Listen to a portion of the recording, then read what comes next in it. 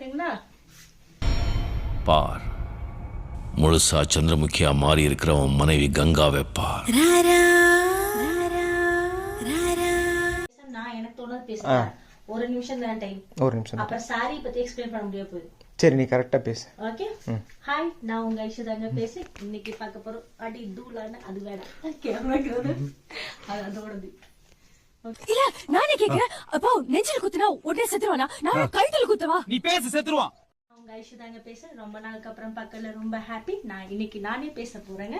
இன்னைக்கு பார்க்க போறது ஒரு டிஃப்ரெண்டான ஒரு கலெக்ஷன். ரொம்ப நாளா எல்லாம் ரிக்வஸ்ட் பண்ணி கேட்டுட்டு இருந்து இன்னைக்கு புதுசா நான் அதை காட்ட போறேன். பார்க்கலாமா?